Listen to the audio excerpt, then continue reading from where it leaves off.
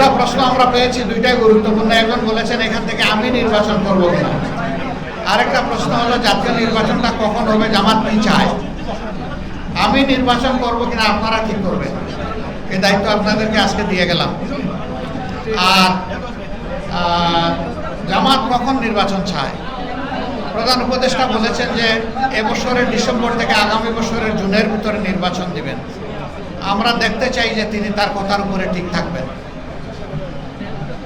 আমরা দেখতে চাই না যে তিনি তার কথা বদলাবেন, এবং আমরা আস্থা রাখতে চাই যে আশা করি তিনি তার কথার উপরে থাকবেন।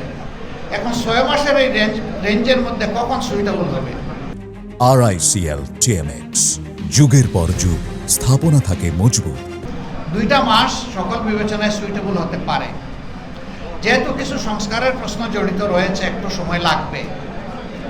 এই জন্য ডিসেম্বরের ভিতরে এটা হতেও পারে, নাও হতে পারে, এখানে 50-50 চান্স। মার্চ মাসে রোজা, ফেব্রুয়ারি থেকে শুরু হয়ে যাবে রোজাটা। এই জন্য আমরা বলেছি যে ফেব্রুয়ারির মাঝামাঝি ইলেকশন হলে ভালো।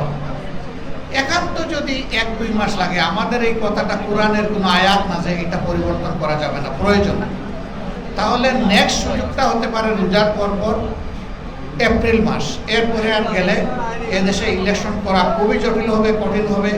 আমাদের আবহাওয়া সাধারণত এই সময় ভালো থাকে না, এই সময় কালবৈশাখীর আশঙ্কা থাকে, এই সময় ঝড় ঝাপটা, বৃষ্টি, বাদল, বন্যা, অনেক কিছু থাকে। তখন জাতি তাদের নিজের সেফটির জন্যই পেরেশান হয়ে ওঠে। এছাড়াও হজের একটা ব্যাপার স্যাপার আছে। এইসব মিলে এই সময়ের ভিতরে হলেই ভালো।